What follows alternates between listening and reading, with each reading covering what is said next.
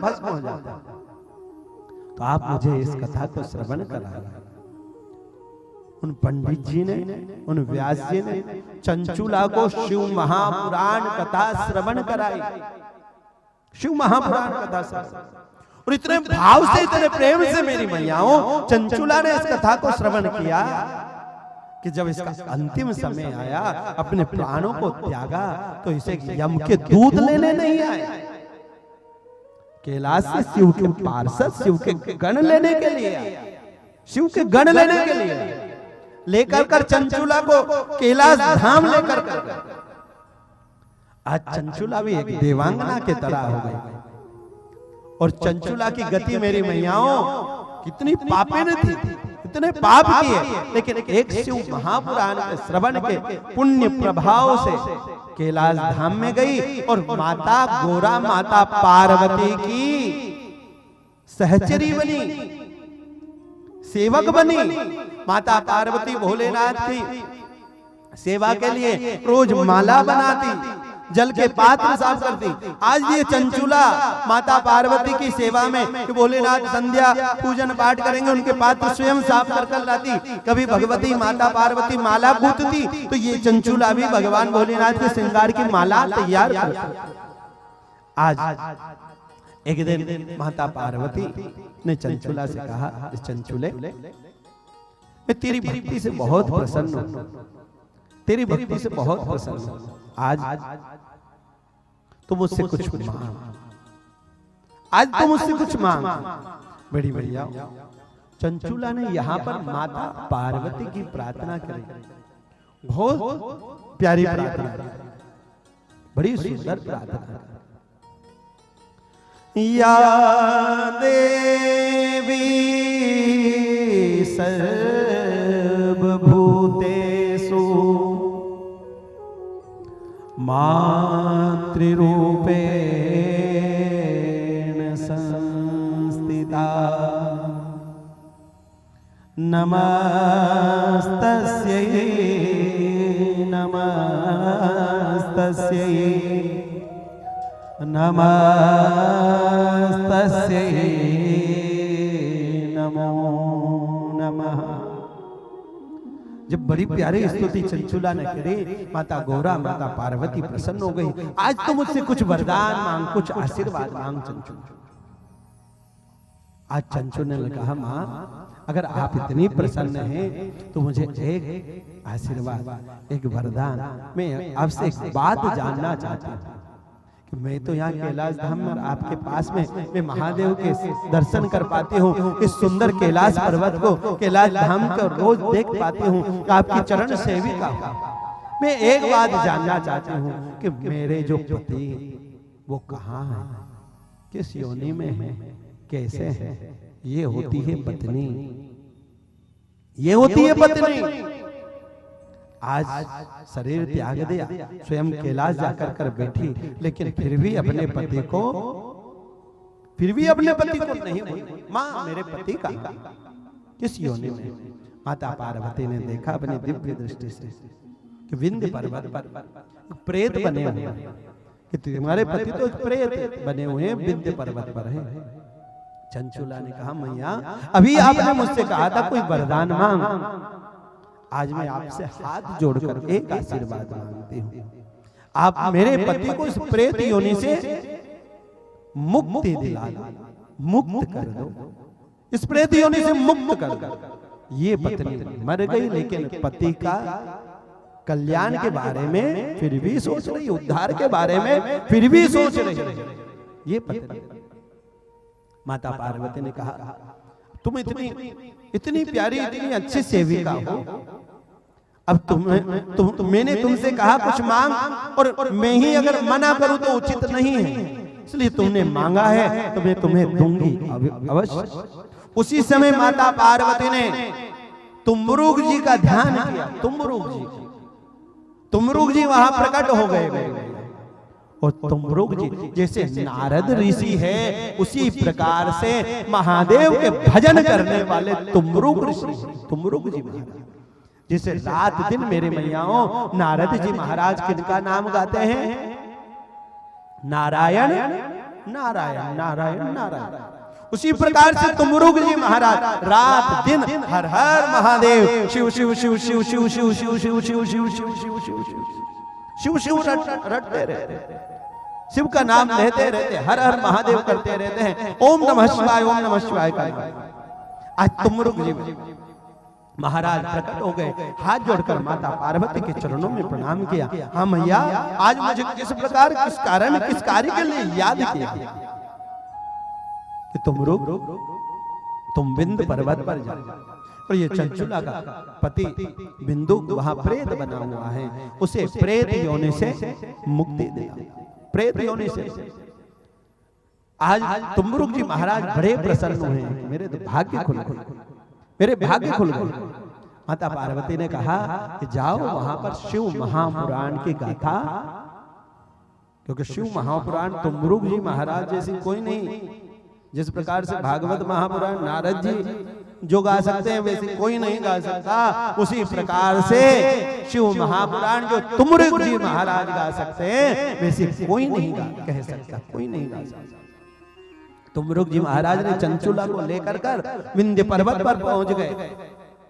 विंध्य पर्वत चंचुला से कहा, चंचुला शिव महापुराण अगर करना हो तो इसमें जोड़े की आवश्यकता होती है, अगर जोड़ा नहीं होगा तो कथा, यजमान पद अगर किसी को ग्रहण करना है तो पति पत्नी होना, जोड़ा होना, तो जोड़ा नहीं होगा तो कथा नहीं होगी।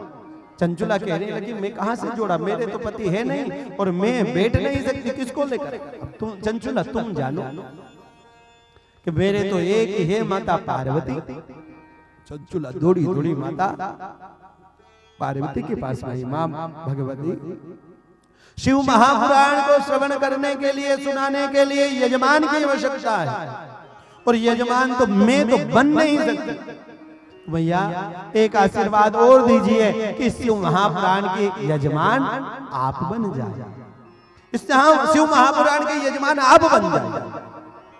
अब माता पार्वती कैसे मना करे, शिव महापुराण के यजमान बनने का सौभाग्य किसको, शिव की कथा श्रवण करने का, शिव पद शिव कथा में यजमान बनने का कोई साधारण बात नहीं है, बहुत पुण्य चाहिए, बहुत पुण्य। और अभी देखो हमारे दो शिव पार्वती के रूप में बार जोरदार तालियां बजाओ उनके लिए, यजमान पद ग्रहण कर कर बैठे, ये बहुत पुण्य होते हैं तब जाकर कर ये। और शिव महापुराण के यजमान पहली कथा शिव और पार्वती बने, शिव और पार्वती। माता पार्वती ने चंचुला से कहा, चंचुले बिल्कुल अवश्य मैं यजमान नहीं बनूंगी, पर अभी मैं महादेव को मना तो लूं, उनको तो यजमान, क्योंकि यजमान और यजमानी दोनों चाहिए। माता पार्वती भोलेनाथ के पास में गई, महादेव, हाँ देवी आज मैं आपसे कुछ मांगना चाहती हूँ, बोलो कौन पति ऐसे हो गए जो पत्नी से कहे कि मैं तुम्हें नहीं दूं। जब भी पति मांगते तो पत्नियां मांगती हो तो पति बेचारे देते ही हैं, चाहे 1-2 दिन बाद, 2-4 दिन 8 दिन बाद मनोकामनाएं पूरी। माता पार्वती ने कहा, प्रभु ये मेरी सखी, ये मेरी सेविका चंचुला, इसके पति विंध्य पर्वत पर प्रेत बने हुए हैं, और मैंने इसे आशीर्वाद दिया इसे इसके पति की मुक्ति के लिए, तो तुमरुग आदेश दिया मैंने शिव महापुराण कथा करने के लिए, लेकिन उसमें यजमान की आवश्यकता है, तो मैं तो तैयार हूं, और आपके बिना कथा हो नहीं सकती। भोलेनाथ ने कहा, देवी अब तुम कहो और तुम्हारी किसी बात को हम टालें, ये तो उचित नहीं है। अगर तुमने कहा है तो अब हम इस कथा के यजमान बने, पर यजमान बने, यजमान का पद ले, तो हमारे पास तो, क्योंकि यजमान जब बनते हैं यजमान का पद लेते हैं तो धन खर्च होता है। क्या खर्च होता है? धन खर्च होता है। और देवी हम तो एक मृगछाला लपेटे हुए रहते हैं, ना ही तो तन पर कोई वस्त्र है, कहीं जेब हो तो उसमें धन रखे, तो जेब ही नहीं, तो पहले तो हमें सेठ होना पड़ेगा। क्या होना पड़ेगा? सेठ होना पड़ेगा। 2 प्रकार से सेठ होते हैं, एक तो धन से और एक मन से, बुद्धि से। दो ये सेठ और धन से सेठ, तो फिर तो कथा भोलेनाथ से। माता पार्वती, भोलेनाथ ने कहा कि आज हम सेठ बनेंगे। और माता पार्वती भी कैलाश में, भोलेनाथ ओगड़ दानी है, तो माता पार्वती भी ओगड़ियों की तरह भी साधारण वस्त्र, सफेद वस्त्र पहनकर, साधारण वस्त्र पहनकर, विभूति लगाकर, त्रिपुंड लगाकर, रुद्राक्ष की माला अपने शिखा में लगाकर कर रहे थे, रुद्राक्ष की माला ये हाथों में पहनकर कर रहे थे, साधारण जोगियों की तरह। क्योंकि भोलेनाथ भी जोगी, तो माता गोरा भी, वो भी जोगियों के वेश धारण कर। अब भोलेनाथ ने कहा अगर सेठ बनना हो तो सेठ की तरह कथा में बैठेंगे, यजमान बनेंगे तो सेठ बनकर बनेंगे। पहली बार मेरी मैयाओं भोलेनाथ और माता पार्वती से भोलेनाथ ने कहा देवी आज तुम भी सेठानी बनो। हम सेठ तो तुम क्या बनो, सेठानी बनो। तो माता पार्वती पहली बार सेठानी बन रही। और भोलेनाथ और माता पार्वती कितने दिन तक श्रृंगार किया, कितने दिन तक?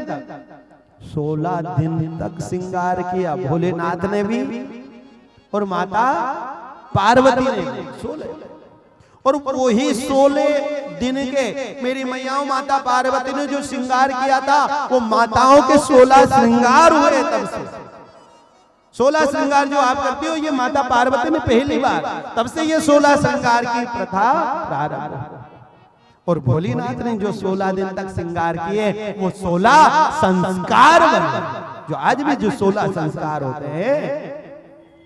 और तब से एक सुंदर पर्व प्रारंभ हुआ जिसे हम क्या कहते हैं, गण गौर। वो कितने दिन खेला जाता है गण गौर?